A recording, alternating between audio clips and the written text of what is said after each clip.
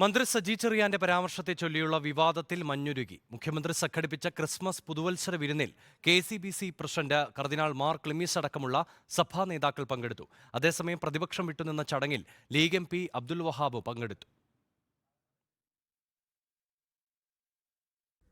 പ്രധാനമന്ത്രിയുടെ ക്രിസ്മസ് വിരുന്നിൽ പങ്കെടുത്ത ബിഷപ്പുമാർക്കെതിരെ മന്ത്രി സജി ചെറിയാൻ നടത്തിയ പരാമർശത്തെ ചൊല്ലി വിവാദങ്ങൾ തുടരുന്ന സാഹചര്യം. ഇതിനിടെ സഭാ നേതാക്കളടക്കം ക്ഷണിക്കപ്പെട്ട അതിഥികൾക്ക് ഒരുക്കിയ വിരുന്നിലേക്ക് ക്രൈസ്തവ പുരോഹിതർ പങ്കെടുക്കുമോ എന്നായിരുന്നു ആകാംക്ഷ. വാക്കുകൾ പിൻവലിച്ച സജി ചെറിയാന്റെ നടപടി അംഗീകരിച്ച് KCBC അധ്യക്ഷൻ കർദിനാൾ മാർ ക്ലീമിസ് കാത്തോലിക്ക ബാവ അടക്കമുള്ളവർ ക്ഷണം സ്വീകരിച്ച വിരുന്നിനെത്തി.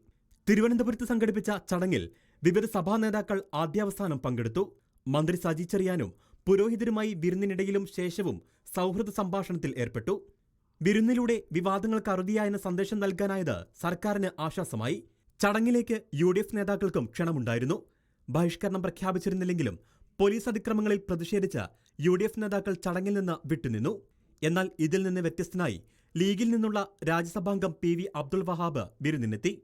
ഗവർണർ സർക്കാർ ഏറ്റുമുട്ടൽ തുടരുന്ന സാഹചര്യത്തിൽ ണ്ടായിരുന്നെങ്കിലും ഗവർണർ ആരിഫ് മുഹമ്മദ് ഖാന് ക്ഷണമുണ്ടായിരുന്നില്ല. റിപ്പോർട്ടർ, തിരുവനന്തപുരം.